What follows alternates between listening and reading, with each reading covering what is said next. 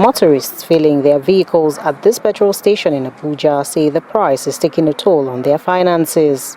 This fuel price is affecting me a lot. It's what I get from my passengers that I use in fueling my car.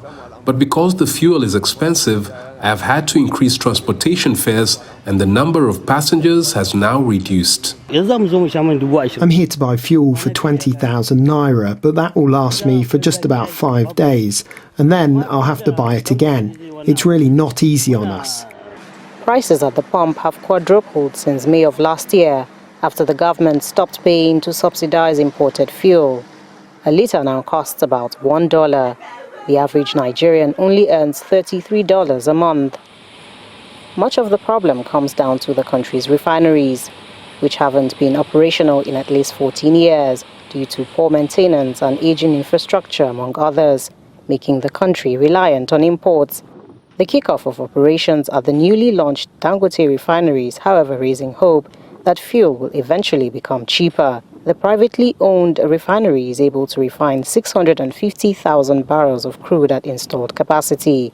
There would be efficiency, given the fact that this thing is gotten here locally and refining here. The people flying on air now will have adequate aviation fuel. Those using diesel to power there will be availability, not on speculation. Nigeria's state-owned oil firm, Nigeria National Petroleum Company, is expected to supply the crude to be refined. But to get maximum benefit, experts say the government needs to address chronic oil theft and pipeline vandalism that has cut down on Nigeria's crude production in the last 2 years. Beyond this, they say the government should ensure that all existing refineries are fully functional, while also encouraging the establishment of new ones. Up their security antenna and see how they can, mop up whatever thing they have been losing to criminals and vandals. And now it will up their production capacity, which ultimately will help us reinvigorate our refining capacity that we might even be exporting.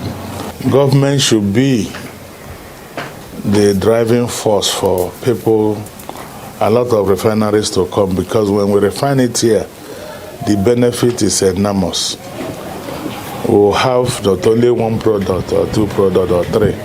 You can derive over 20-something products from that crude that you are just selling off. Nigeria's government says it is committed to ending oil theft and has busted over 600 illegal refining sites, intercepting nearly 22 million liters of crude oil said to be smuggled out of the country in just the second half of 2023. The government says it is rehabilitating its 4 refineries. One of them is expected to commence operations by the first quarter of 2024 to complement supply from Dangote. Officials at the refinery say operations will start with 350,000 barrels of crude refined to diesel and aviation fuel, with hopes of ramping up to full production of other refined fuels like petrol later in the year. Ajeck Mangut, SABC News, Abuja.